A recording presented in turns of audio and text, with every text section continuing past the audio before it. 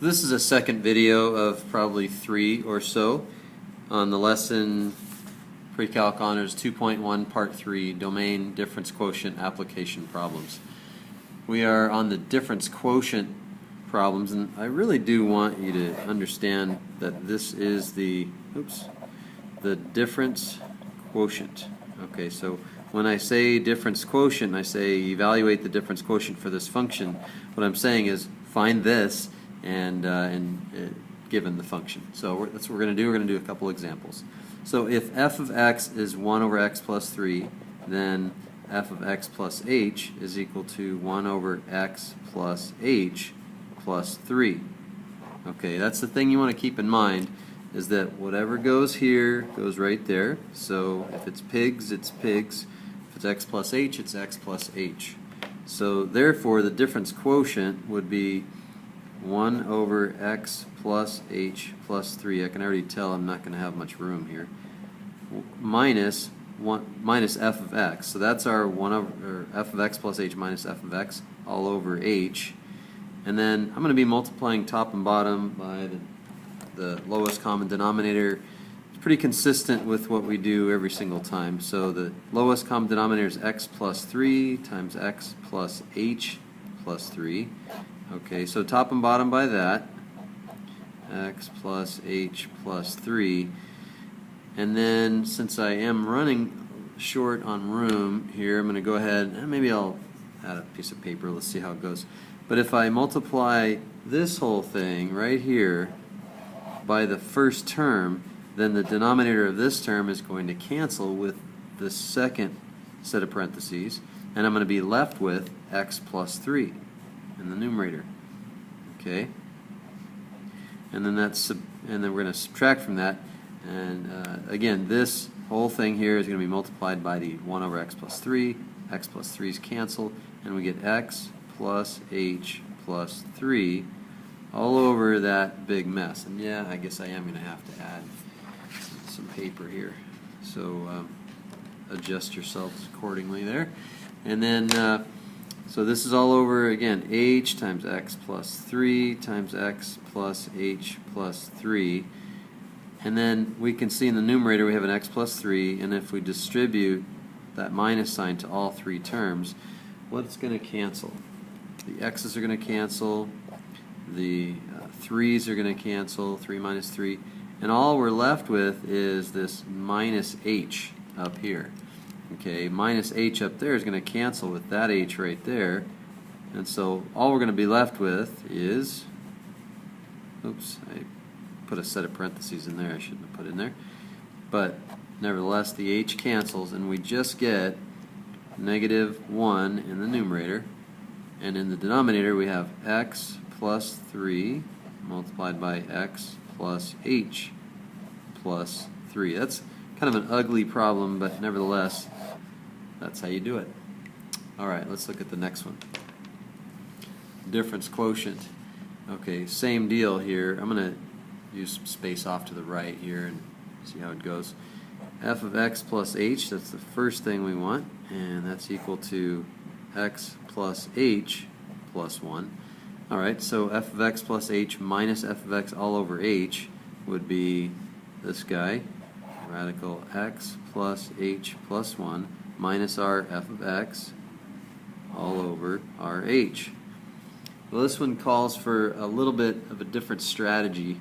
Okay, there's no denominators, but we do have these radicals, and contrary to what you might think you should be doing here, you're going to be actually multiplying top and bottom by the conjugate, and this is just one of those methods. It's a technique you pick up and you realize, oh, when there's a square root there, I want things to cancel out, and so watch what happens when we multiply top and bottom by the conjugate. So if you can somehow link square roots to conjugates, it's something that will happen over and over again. And so anyway, when we multiply, you can see we have a binomial times a binomial, and what you should remember from your algebra days would be a plus b times a minus b. That's the factoring pattern for the difference of two squares. So if you work backwards, you have something squared minus something squared, you factor it like that. And so here, what we're going to end up with in our numerator is just x plus h plus 1 minus our x plus 1. Okay, so that's our new numerator. And in our new denominator, let's see, I can get rid of that, I think. The new denominator will definitely have that h there. You can see that's what we're going to get. We're going to get an h up here. But anyway, h times this whole thing, radical x plus h plus 1 plus radical x plus 1. Gets a little messy, I understand, but don't worry about it. We've got x minus x. Those are going to cancel. We get 1 minus 1. Okay, remember, everything that doesn't have an h in it is always going to cancel in these problems. And then what we're left with is just this h, and when we're left with just the h, we can cancel now. We can factor. Actually, we don't need to factor. It's already factored. And so we have 1 over the square root of x plus h plus 1 plus the square root of x plus 1, which, as it turns out, we don't really need those parentheses in our denominator. We can just leave it like that. I urge you to just leave it like that. Don't worry about rationalizing the denominator. What you have there is your final product there. Okay, let's see if I can find what I want you to do right now. So I have a pause me problem. Okay, so go ahead and oh wow, I didn't write that down. Let me just write that part down, and let me see if I can quickly find the problem I was going to have you do. It's problem 81. Oh, so it's the square root of x. So y equals the square root of x. This is the one I want you to do right now. So pause the video, and I will just continue talking as if I didn't pause. Alright, so then we have y equals radical x, so I should have put f of x equals radical x. Therefore, f of x plus h equals the square root of x plus h. And therefore, the difference quotient would look like this: square root of x plus h minus square root of x all over h. And then you should have, I don't like that color, you should have multiplied top and bottom by the conjugate. So we have radical x plus h plus radical x plus h plus radical x. So as long as, again, you multiply top and bottom by the same thing, you're multiplying the fraction by 1, so that doesn't change the value of the fraction. So that's a good thing. Can't be changing values of fractions.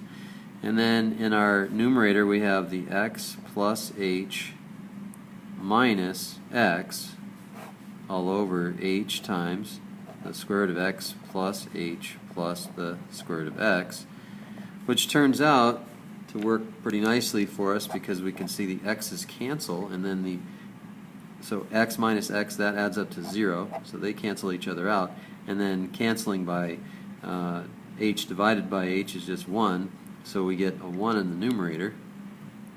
And I'm not going to make that same mistake again by putting those parentheses in. Not necessarily a mistake, but something added that I didn't need to. So all we're left with in our denominator is what you see there, and that is it. This other problem over here, you're going to be doing that later, so don't worry about that.